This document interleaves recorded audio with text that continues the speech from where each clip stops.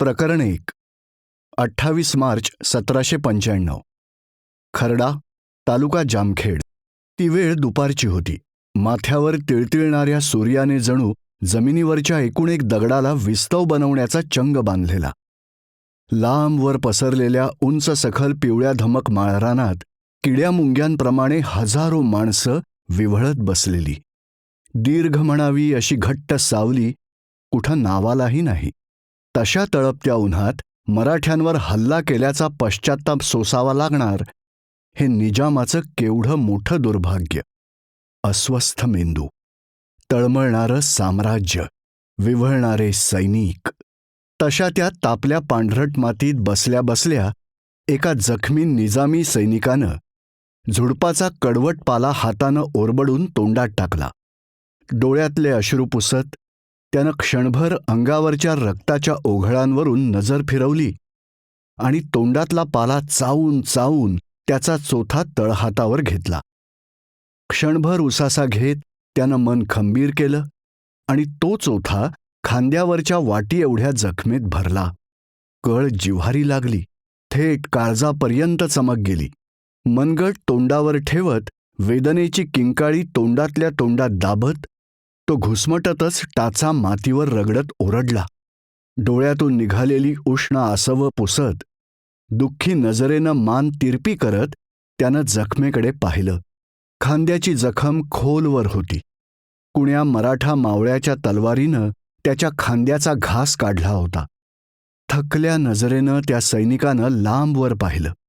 समोरचं दृश्य पाहून तो हतबलतेनं मुसमुसू लागला. लांब रुंद माळरानावर चौफेर निजामांचे हजारो हिरवे मळके तंबू लटक्या चेहऱ्यानं उभे होते. मलमपट्टी केलेले हजारो जखमी सैनिक तंबूंच्या सावलीला हतबलतेनं बसलेले. प्रत्येकाच्या चेहऱ्यावर निराशा. कुणी वेदनेनं विव्हळत होतं, तर कुणी चिडचिड करत जमिनीवर तलवार आपटत होतं. कुणी मरणाला टेकलं होतं, तर कुणी तापल्या सळईनं जखमेला भाजून स्वतःवरच इलाज करण्याची खटपट करत होतं. सगळ्यांच्या चेहऱ्यावर पराभवाच्या निराशेची धूळ चिकटलेली. प्रत्येकाच्या कपड्यावर रक्ताचे अगणित डाग.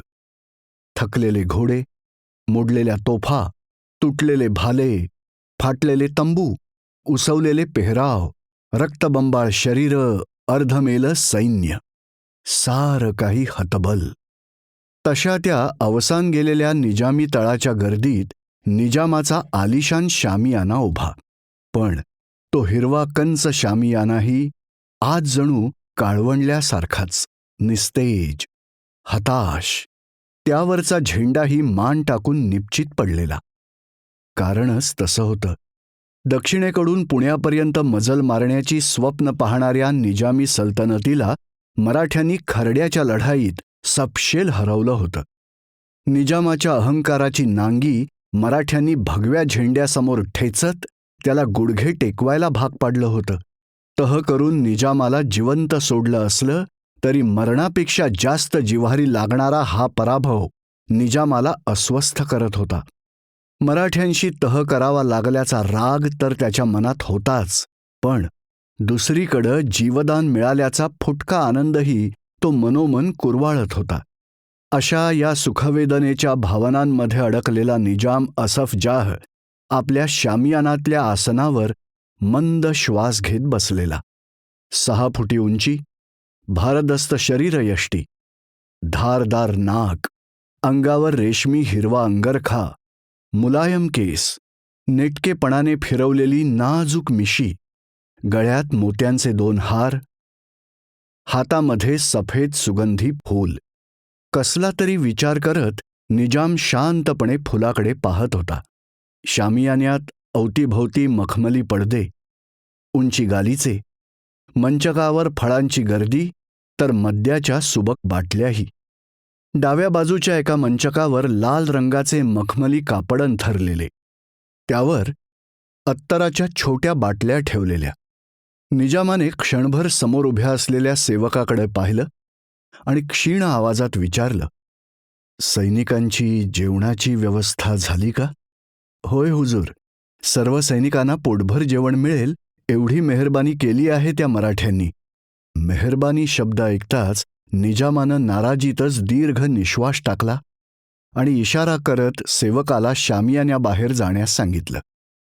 शेजारच्या आसनावर दक्षिणेकडून आलेले मौलाना जाफर हसन उल्क शांतपणे बसलेले. मंद गोड स्मित करत ते निजामाच्या मौनाकडे पाहत होते. तसा निजाम साश्रू नयनांनी मौलानांकडे पाहत म्हणाला, या अशा लाजीरवाण्या पराभवापेक्षा मरण आलं असतं तर अधिक सोयीस्कर झालं असतं मौलाना. एवढ्या मोठ्या अपयशाचा शिक्का कपाळाला चिकटवून आम्ही आयुष्यभर जगायचं तरी कसं? निजाम असं म्हणाला आणि त्यानं दुःखी चेहऱ्यानं शेजारच्या पडद्याआड बसलेल्या 8 बायकांकडे पाहिलं. त्यामध्ये त्याची लाडकी बेगम नुसरतही होती. नुसरत डोळ्यानंच निजामाला आधार देत होती.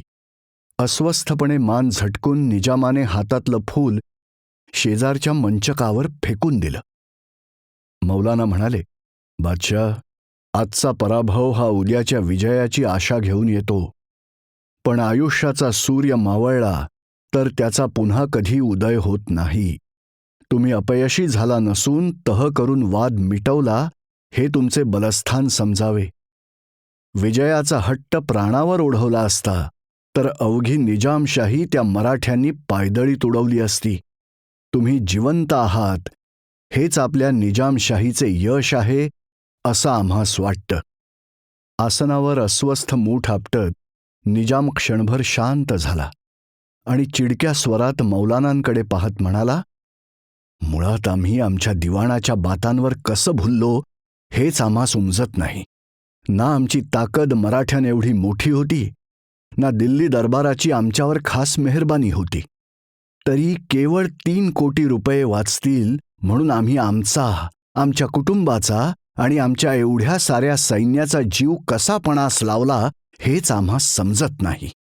एवढा मूर्खपणा आम्ही कसा केला याचे कोडे आम्हासही उलगडत नाही. मौलाना, त्या दिवाणाने आमच्यावर काही जादूटोणा वगैरे तर केला नसेल ना? निजाम असं म्हणाला तसे मौलाना उठून उभे राहिले आणि निजामांच्या नजीक जात म्हणाले, याच विषयावर आम्हास तुमच्याशी थोडी मसलत करायची होती बादशाह. तुमच्याशी एकांतात बोलायचं होतं. असं म्हणत मौलानांनी निजामांच्या बायकांकडे पाहिलं. निजामाने होकारार्थी मान डुलवत बायकांना दुसऱ्या शामियानात जाण्याचा आदेश दिला. जाता जाता नुसरतने पुन्हा निजामाकडे पाहत स्मित केलं आणि त्याला होईल सगळं ठीक असा मानसिक आधार दिला. सगळ्या जणी बाहेर गेल्या. निजाम म्हणाला, बोला मौलाना, काय बोलायचे आहे तुम्हाला? तसे मौलाना निजामाजवळ येत म्हणाले, काही चुकीचं बोललो तर आम्हास माफ करावे बादशाह, पण आपण अजूनही आपल्या प्रांतात पोहोचलो नाही आणि मला मराठ्यांवर अजूनही संशय आहे. भुवयांचा आकडा करत निजाम म्हणाला, मराठ्यांवर संशय आहे? म्हणजे काय म्हणायचं आहे तुम्हाला? जरा सविस्तर सांगाल का? मौलाना निजामाच्या कानाजवळ जात म्हणाले, बादशाह, तुम्ही तह केला आणि मराठ्यांनी मागितलेली रक्कम देण्याचेही कबूल केले, पण त्याच वेळी तुम्ही मराठ्यांच्या मागणीनुसार दिवाण अझीम उल उमर यालाही त्यांच्या स्वाधीन केले. आता मला सांगा, जर तो दिवाण तुमच्या डोळ्यावर द्वेषाची पट्टी चढवून तुम्हाला मराठ्यांविरोधात लढायला भाग पाडत असेल तर तुम्ही त्याला मराठ्यांच्या स्वाधीन केलं याचा बदला घ्यायचा म्हणून तो मराठ्यांना तुमच्यावर पुन्हा हल्ला करायला भाग नाही पाडणार का? तसा विचार करत निजाम म्हणाला, पुन्हा हल्ला? आणि तोही आमच्यावर? मराठे शब्दांचे पक्के असतात मौलाना. आम्ही त्यांच्याशी तह केलेला आहे. जीव जाईल पण मराठे शब्द मोडणार नाहीत याची आम्हाला खात्री आहे.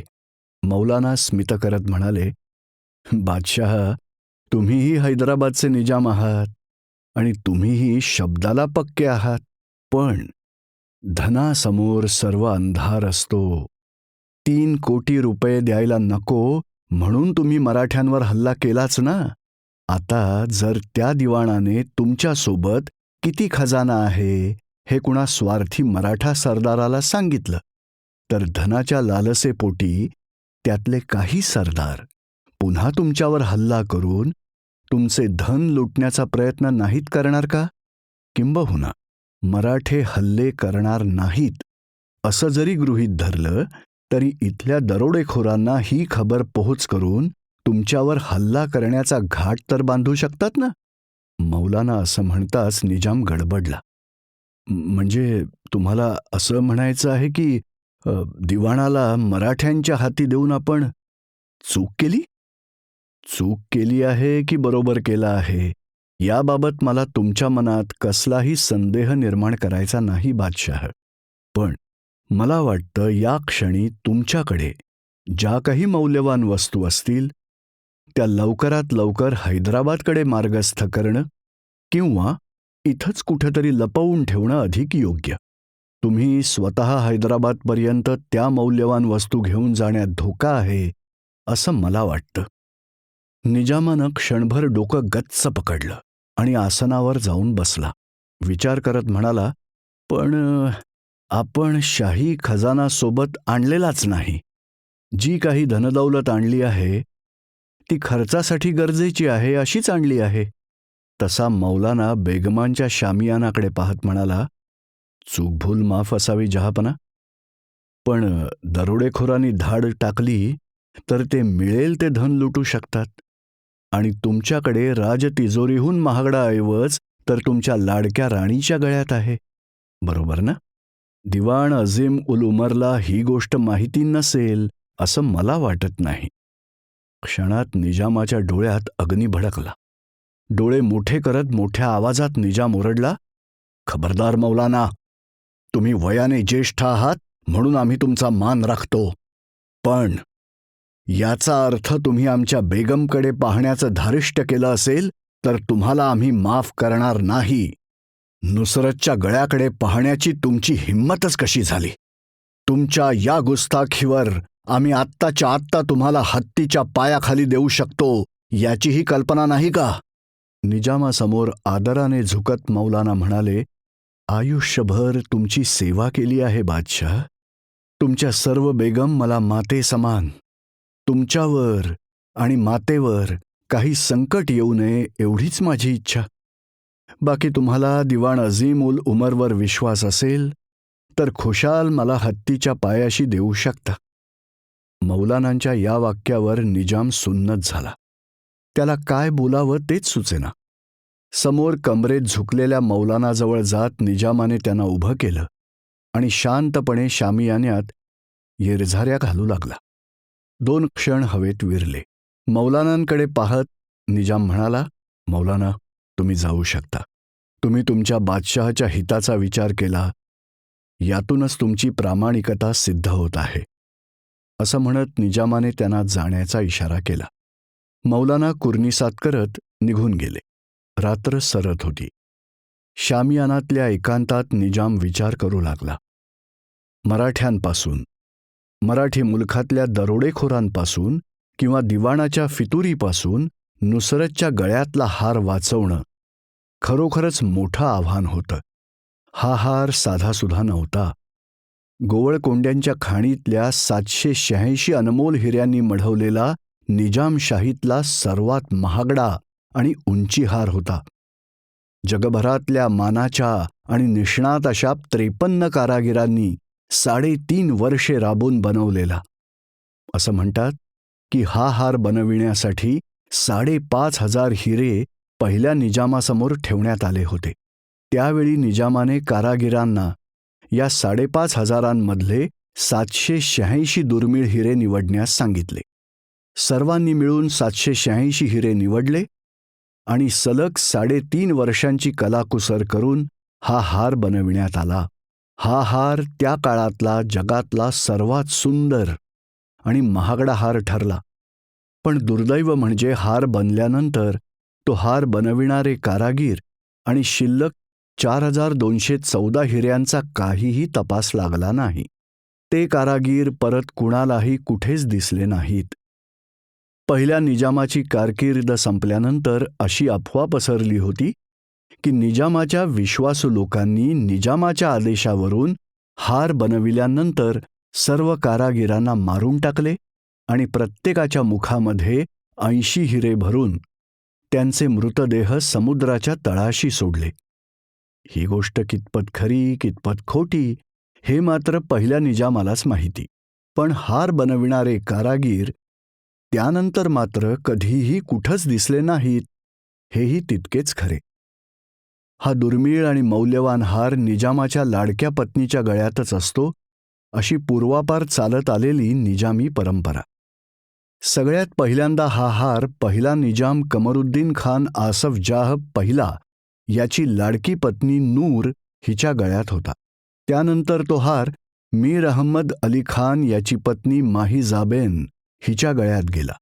त्यानंतर मीर हिदायत मुहीउद्दीन साऊदौला खान याची पत्नी शहाजीन हिच्या गळ्यात गेला. तिच्यानंतर तो हार मीर निजाम अली खानची बेगम रुखसतच्या गळ्यात गेला आणि आता तो हार मीर निजाम अली खान उर्फ निजाम उल मुल्क आसफ जहाँ दुसरा याची पत्नी नुसरतच्या गळ्यात होता. पण या निजामाने चूक केली आणि खरड्याच्या युद्धाला पत्नीसह आला. त्यात त्याचे दुर्दैव म्हणजे पत्नीच्या गळ्यात तोच हार.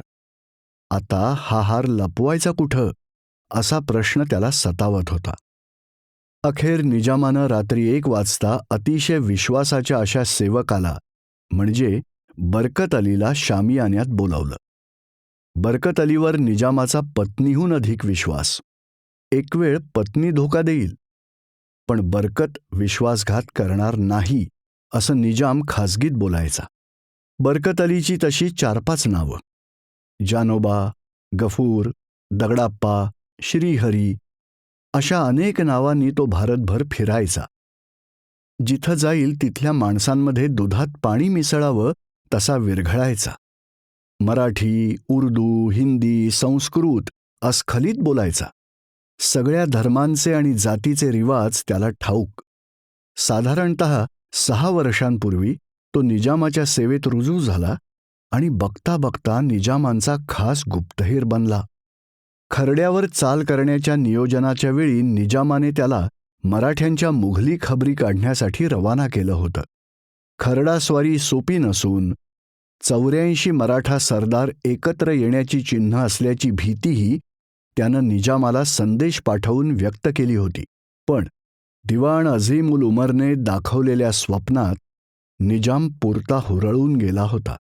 खरडा युद्ध संपलं आणि 10च्या दिवशी बरकत निजामाच्या छावणीत पोहोचला. बरकतला पाहून निजामाला उपरती झाली होती. खरडा स्वारीच्या आधीच याने आपल्याला इशारा दिला होता याची निजामाला जाणीवही झाली. आपण त्याचं म्हणणं ऐकून न घेता दिवाणाच्या भूलथापांना बळी पडलो याचा पश्चात्ताप करण्याशिवाय निजाम दुसरं काही करूही शकत नव्हता.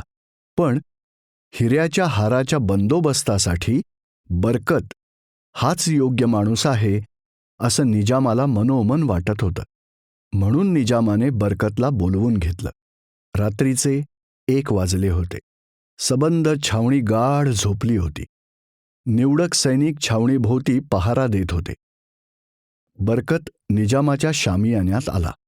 झुपकेदार दाढीमिशा, बलदंड बाहू, 5.5 फूट उंची, चमकदार बोलके डोळे, संयमी चेहरा. बरकत आला आणि बादशहासमोर कुर्निसात करत अदबीनं उभा राहिला. कसलाही वेळ न दवडता थेट विषयाला हात घालत निजामाने बरकतला सर्व हकीकत सांगितली. संभाव्य धोक्याची कल्पनाही दिली. बरकतला निजामाचं म्हणणं पटलं आणि हार लपविण्याची जबाबदारी निजाम आपल्यावर देऊ पाहत आहेत याचा त्याला अंदाजही आला. पण एवढं मौल्यवान काम आपल्याला देऊ नका असं म्हणत बरकतने हाराची जबाबदारी घ्यायला नकार दिला. मात्र परक्या मुलकात निजाम त्याच्याशिवाय कुणावरही विश्वास ठेवू शकत नव्हता. बरकत काम जरी निजामशाहीत करत असला तरी तो महाराष्ट्राचा रहिवासी होता. मराठी मुलखाचा त्याचा चांगला अभ्यास होता. त्यामुळे तो आपलं धन योग्य प्रकारे लपवेल याची निजामाला खात्री होती. बरकतने तो हार त्याला वाटेल तिथे लपवावा.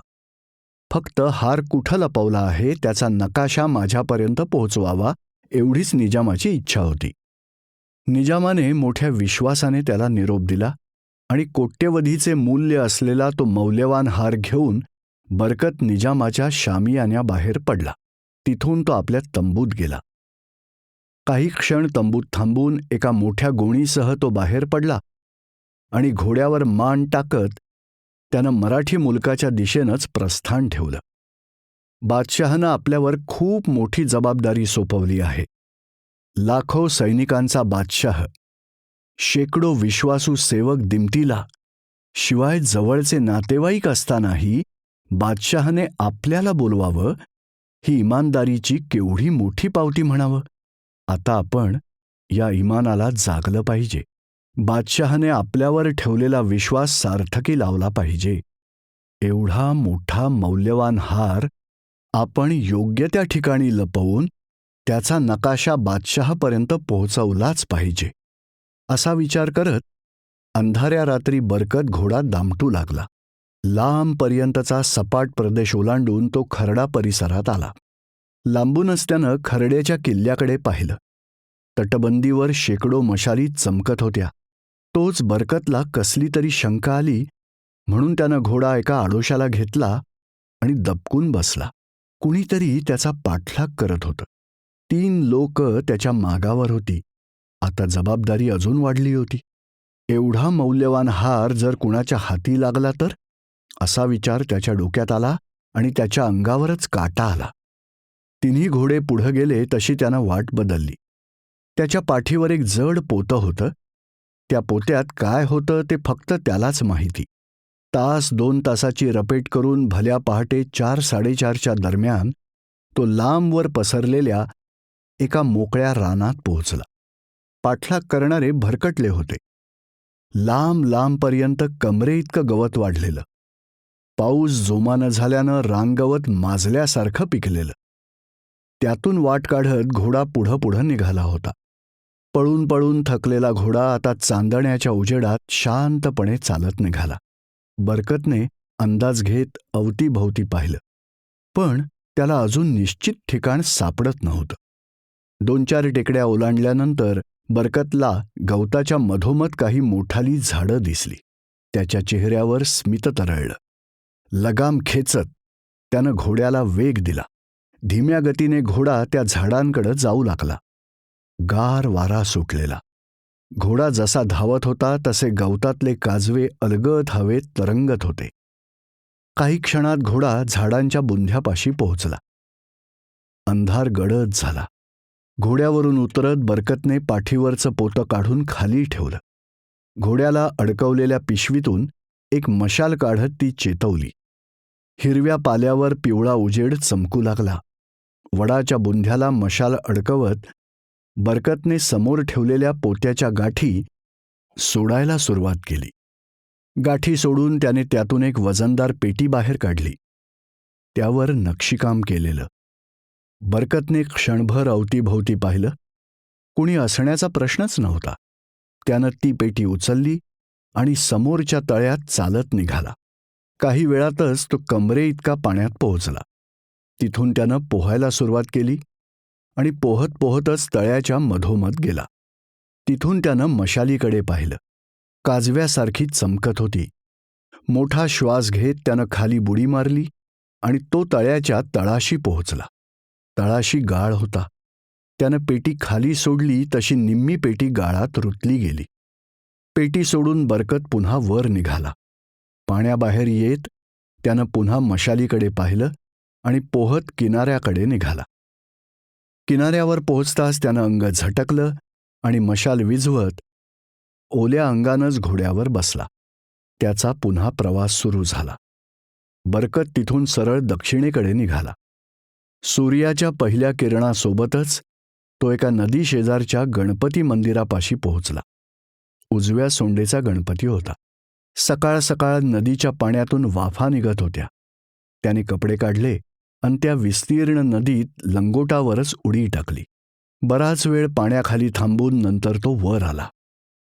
घोड्यावर लटकलेल्या गोणीत भगव्या रंगाची वस्त्रे होती. ती वस्त्रे परिधान करून तो नदी शेजारच्या देवळापाशी आला. गणपतीला जास्वंदीची फुले वाहत त्यानं भक्तिभावाने गणेशाची आराधना केली आणि पुढच्या प्रवासाला सज्ज झाला. तशाच भगव्या कपड्यांनी घोड्यावर बसला. वाटेत त्याला यमाई देवीचं एक मंदिर दिसलं.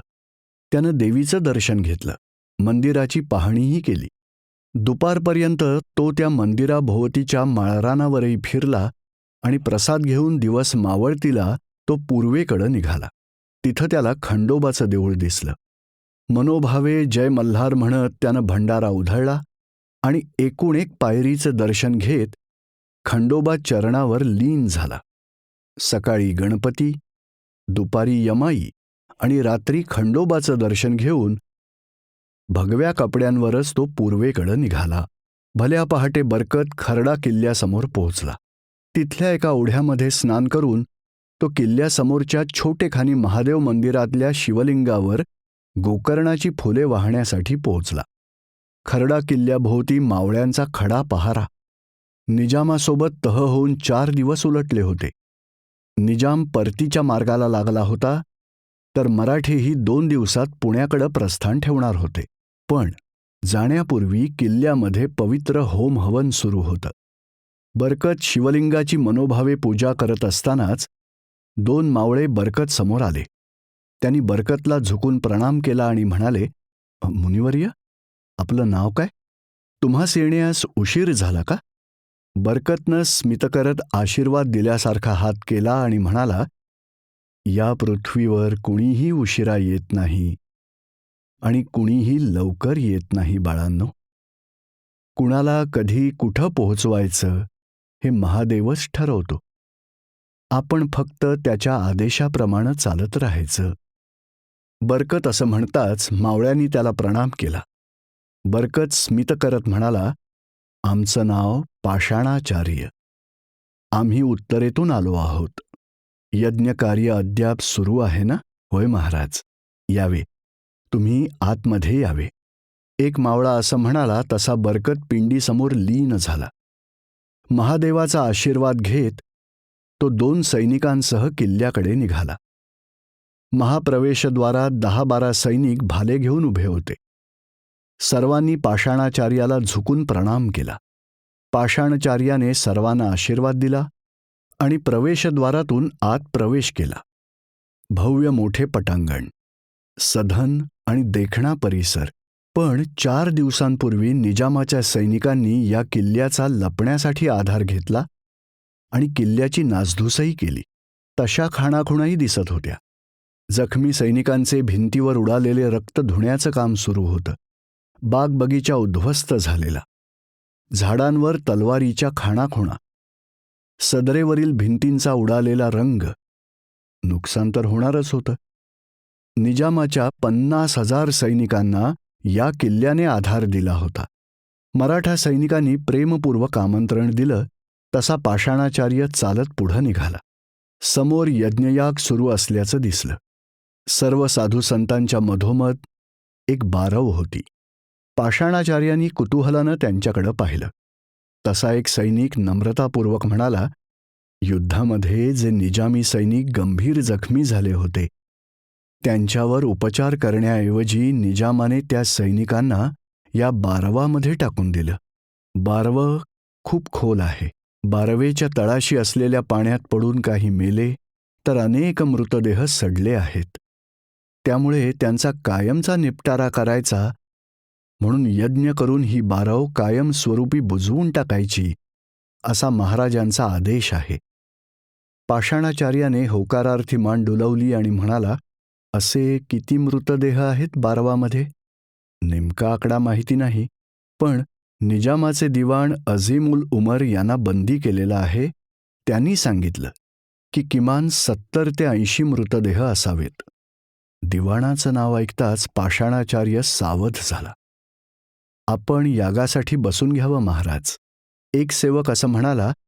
तसा पाषाणाचार्य त्याच्यासोबत चालत बारवाभोवती वर्तुळ करून बसलेल्या साधू संतांच्या पंक्तीला बसला.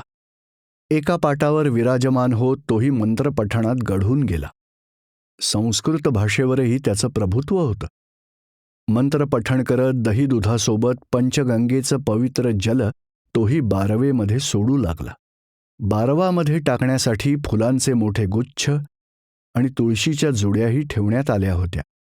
मंत्रपठणासोबत फुले, तुळस वाहणे सुरू होते. तासाभरात पूजा अर्चा संपन्न झाली आणि सर्व साधू तिथून उठले. भोवती थांबलेले सेवक बारव बुजवू लागले. मोठमोठाले दगडधोंडे, माती, मुरूम टाकत त्यांनी ती 70 फुटी बारव बुजवून टाकली. समोर राजदरबार होता. त्याच्या डाव्या बाजूलाच साधू संतांच्या भोजनाची तयारी करण्यात आली होती. केळीचे पान वाढण्यात आले होते. सगळे साधू संत तिकडे गेले तसा पाषाणाचार्यही जेवणाच्या पंक्तीला बसला. तो जेवणाला बसला खरा, पण त्याची नजर दिवाणाला शोधत होती. जेवण होईपर्यंत त्याने किल्ला परिसराचा सबंध आढावा घेतला. सारा किल्ला नजरेने पाहून घेतला. जेवणं उरकली. बारव बुजवून झाली. तिथली जमीन सपाट करून त्यावर फुलझाडं लावण्यात आली. फुलझाडांना पाणी देण्यासाठी स्वतः मराठ्यांच्या फौजेचे सेनापती परशुराम भाऊ दौलतराव शिंदे उपस्थित होते. दोघंही सर्व ऋषीगणांना दानधर्म करत सेवा पदरात पाडत होते. बरकतही त्यांच्या समोर आला. दौलतराव शिंदेंनी पाषाणाचार्यांच्या हातात एक पिशवी दिली. ती पिशवी घेत प्रणाम करत पाषाणाचार्य पुढं निघाला. तोच एक सैनिक धावत दौलतराव शिंदेंच्या समोर आला आणि प्रणाम करत त्यानं दौलतरावांच्या कानात काहीतरी सांगितले. दौलतरावांनी संशयाने पाषाणाचार्याकडे पाहिलं आणि पाषाणाचार्याला ताब्यात घेण्याचा आदेश दिला. पाषाणाचार्य गडबडले, पण परिस्थितीचं गांभीर्य लक्षात घेत परशुराम भाऊ समोर आले आणि म्हणाले, माफ करा मुनिवर्य, तुमचा अपमान झाला असेल तर आम्ही माफी मागतो, पण आम्हाला आमच्या क्षत्रिय धर्माचे पालन करण्याची परवानगी द्यावी. आम्हाला असं समजलं आहे की तुम्ही निजामाचे गुप्तहेर आहात. आमच्या मनातील शंका दूर व्हावी अशी आम्ही गणपती चरणी प्रार्थना करतो. कृपया आम्हाला सहकार्य करावे ही विनंती. पाषाणाचार्याने स्मित केले आणि म्हणाला, धर्मपालन हे तर सर्वश्रेष्ठ कर्म. या पृथ्वीवर प्रत्येक जण कोणत्या ना कोणत्या धर्माच्या पालनासाठीच जन्म घेतो. मग तो क्षत्रिय धर्म असो, गुप्तहेरीचा धर्म असो वा धर्मप्रसाराचा धर्म असो. तुम्ही तुमच्या धर्माचे जरूर पालन करावे. माझी काहीच हरकत नाही. पाषाणाचार्य असं म्हणत परशुराम भाऊ आणि दौलतराव यांच्यासोबत चालत निघाले. तिघही सदरेवर पोहोचले. तिथं उभ्या असलेल्या दिवाणाला पाहून पाषाणाचार्य चकित झाला. तसा दिवाण अझीम उल उमर म्हणाला, हाच आहे निजामाचा गुप्तहेर बरकत. तुम्ही याची तपासणी करा. हा नक्कीच काहीतरी माहिती गोळा करण्यासाठी किल्ल्यात प्रवेशला असणार. दौलतरावांनी पाषाणाचार्याकडे पाहिलं. स्मित करत पाषाणाचार्यांनी दोन्ही हात बाजूला करत तपासणी करण्याची परवानगी दिली. 2 सैनिकांनी पाषाणाचार्यांची झोळी, कपडे सर्व काही तपासलं, पण संशयास्पद असं काहीही सापडलं नाही. तोच रघुजी भोसले 3 सैनिकांना बंदी बनवून समोर घेऊन आले. त्या सैनिकांना बघताच दिवाणाने मान खाली घातली. रघुजी म्हणाले, आपण कसलीही परवानगी दिलेली नसतानाही हे तिघं निजामाची हेरगिरी करायला गेले होते. जाब विचारला तर म्हणतायत, या दिवाणाने सांगितलं की निजामाच्या पत्नीकडे मौल्यवान हिऱ्यांचा हार आहे, तो चोरायला गेले होते. तसा एक सैनिक हात जोडत म्हणाला, होय महाराज, आम्ही माहिती काढली. निजामाच्या नुसरत नावाच्या पत्नीकडे खरोखरच दुर्मिळ हिऱ्यांचा हार आहे. निजामाने तो हार लपविण्यासाठी एका सेवकाकडे दिला. आम्ही त्याचा पाठलाग केला, पण तो सेवक आम्हाला चकवा देऊन पसार झाला. त्याचा शोध घेण्याची परवानगी द्यावी महाराज. तो हार आपल्याला मिळाला तर राज्याच्या खजान्यात मोठी वाढ होईल. क्षणाचाही विलंब न करता संतापलेल्या परशुराम भाऊंनी कमरेची तलवार उपसून त्या सैनिकाच्या गळ्यावर फिरवली. रक्ताच्या चिळकांड्या उडाल्या तसा तो सैनिक तडफडत तडफडत खाली पडला. आम्ही निजामासोबत तह केला आहे. त्यानुसार 3 कोटी थकबाकी, 2 कोटी नुकसान भरपाई आणि 33 लाखांचा मुलूख देणं त्यानं मान्य केलं आहे. त्या व्यतिरिक्त आम्हाला त्याचा 1 फुटका मणीही नको. आमचा शब्दच आम्हाला हिऱ्या मोत्यांहून मौल्यवान वाटतो. तिथं हिऱ्यांच्या हाराचा आम्हाला लोभ कसला? निजामाने तो हार लपवावा किंवा घेऊन जावा याच्याशी आम्हाला मतलब नाही. सगळे शांत होते. दिवाणाच्या चेहऱ्यावर भीती जमा झाली. पाषाणाचार्य मात्र स्मित करतच होता. रघुजी भोसले दिवाणाकडे पाहत म्हणाले, दिवाण अझीमुल उमर, तुम्ही स्वतःच्या सुटकेसाठी आमच्या सैनिकांना लाज दाखवली, त्याबद्दल आमच्या मनात तुमच्याविषयी द्वेष नाही. उलट आमचे मावळे तुमच्या लाचेला बळी पडले याचा आम्हाला खेद आहे. त्यामुळे त्यांना शिक्षा मिळणारच. पण तुमचा काय बंदोबस्त करायचा हे महाराजच ठरवतील. असं म्हणत रघुजी भोसले दोघा बंदिवानांना सोबत घेऊन निघून गेले. परशुराम भाऊ पाषाणाचार्यांकडे पाहत म्हणाले, गुरुजी, आम्हास माफ करावे. आम्ही याच्या भूलथापांना बळी पडून तुम्हास बंदी केले. मोठे पाप घडले आमच्या हातून. स्मित करत पाषाणाचार्य म्हणाले, चुका करणे हाच तर मानवधर्म. आपल्या हातून काही चूक झाली नाही तर मनुष्यात आणि परमेश्वरामध्ये फरक तो काय? समज गैरसमज हे सगळे आपल्या मनाचे खेळ असतात. सृष्टीकर्ता हे खेळ आपल्या मनाशी खेळतो. आपण फक्त त्याचे प्यादे.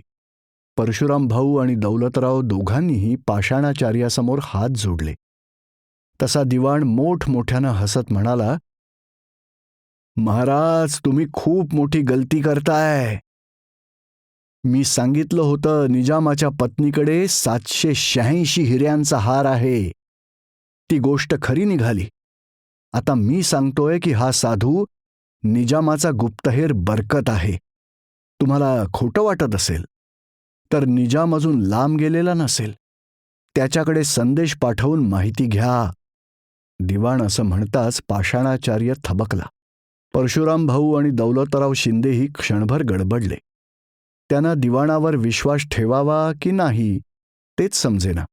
त्यांचा गोंधळ समजून घेत पाषाणाचार्य म्हणाला, मला कसलीही घाई नाही महाराज. तुम्ही तुमचा सेवक निजामांच्या छावणीवर पाठवावा आणि खातर जमा करून घ्यावी. तोवर मी तुमचा बंदिवान होण्यास तयार आहे. पाषाणाचार्य असं म्हणताच दिवाणाचा चेहरा पडला. त्याला वाटलं होतं पाषाणाचार्य गडबडेल. पण पाषाणाचार्य एवढी धूर्त चाल खेळला की दिवाणाला काय बोलावं तेच उमजेना. पाषाणाचार्यांचा आत्मविश्वास पाहून परशुराम भाऊ आणि दौलतरावही क्षणभर गोंधळले. तोच दिवाण म्हणाला, राजे, तुम्हाला माहिती असेल की निजाम त्याच्या मर्जीतल्या माणसांच्या तळपायावर चांदणीचा निशाण बनवतो. तो निशाण मिळावा म्हणून भले भले सेवक निजामासमोर आपली निष्ठा सिद्ध करतात. मला खात्री आहे याच्याही तळपायाच्या अंगठ्यावर चांदणी असेल. कृपया तुमच्या सेवकांना या बरकतचा डावा तळपाय पाहायला सांगावा. परशुराम आणि दौलतरावही पाषाणाचार्याकडे पाहू लागले. पाषाणाचार्य म्हणाला, अविश्वासातून जन्मलेल्या कृतीला शिक्षेचाच शाप असतो पुत्रा. तू तुझ्या बादशहाला सत्तेचा मोह दाखवून मराठ्यांविरोधी लढण्यास भाग पाडलं. त्याची परिणती म्हणून तू आज मराठ्यांच्याच ताब्यात आहेस. बादशहाचा विश्वासघात करत इथल्या मावळ्यांना फितूर केलंस. ते फितूर झाले आणि आता त्यांनाही शिक्षा मिळते आहे. आता तू या सरदारांना फितवू पाहतोयस. काय मिळणार तुला एवढी फितुरी करून? अस्वस्थ नजरेनं दिवाणाकडे पाहत पाषाणाचार्य असं म्हणाला. तसा दिवाण हसत म्हणाला, तुझ्या बोलण्याला भुलण्या एवढे हे मराठे निर्बुद्ध नक्कीच नाहीत. मराठे ज्याच्यावर विश्वास ठेवतात त्याच्या हातात स्वतःच काळीच काढून ठेवतात आणि ज्याच्यासोबत शत्रुत्व करतात त्याचं काळीच काढून मातीत गाडतात. तू निजामाचा गुप्तहेर आहेस हे मी ओळखलं आहे बरकता. असं म्हणत दिवाणाने परशुराम भाऊ यांच्याकडे पाहत हात जोडले आणि म्हणाला, महाराज, माझं शेवटचं म्हणणं ऐका. तुम्ही तुमच्या सेवकांना फक्त त्याच्या पायाचा अंगठा तपासायला लावा. हा जर गुप्तहेर नसेल तर मी माझ्या मर्जीने फासावर लटकायला तयार आहे. दिवाणाचं म्हणणं ऐकून परशुराम भाऊ आणि दौलतराव दोघंही एकमेकांकडे पाहू लागले. आवंढा गिळत बरकत अवतीभोवती पाहू लागला, पण त्याला पळण्याचा मार्ग दिसेना. 2 सैनिक जवळ आले. एकाने बरकतचा डावा पाय धरला, दुसऱ्याने बरकतचा अंगठा वर केला. बरकतच्या पायावरचे चांदणीचे निशाण बघताच 2 सैनिकांनी बरकतच्या गळ्यावर तलवार ठेवली. बरकत स्मित करत दिवाणाकडे पाहत होता. दिवाणाच्याही चेहऱ्यावर स्मित होतं. परशुराम भाऊ आणि दौलतराव दोघंही कमालीच्या क्रोधाने बरकतकडे पाहत होते. ताबडतोब याला कोठडीत टाका, आमच्याशी दगा केला हराम्याने, दौलतराव असं म्हणाले आणि पाय आपटत सदरे बाहेर पडले. दिवाणाने हात जोडले होते. मोठ्या प्रेमाने आणि आशेने तो परशुराम भाऊंकडे पाहत होता. परशुराम भाऊंनी दीर्घ उसासा टाकला आणि तेही बाहेर पडले. दिवाण बरकतकडे पाहून हसत होता. बरकतही दिवाणकडे पाहून हसत होता. आपल्याला पकडून दिल्यामुळे दिवाण सुटू शकेल हे बरकतला माहिती होतं, म्हणून बरकत हसत होता. पण बरकत का हसत होता याचं मात्र कोडं दिवाणला उलगडलं नव्हतं. तो गोंधळलेल्या नजरेनं बरकतकडे पाहतच होता. सैनिकांनी दोघांनाही नेलं आणि वेगवेगळ्या कोठडीमध्ये दोघांना बंद केलं. 2 महिने उलटले.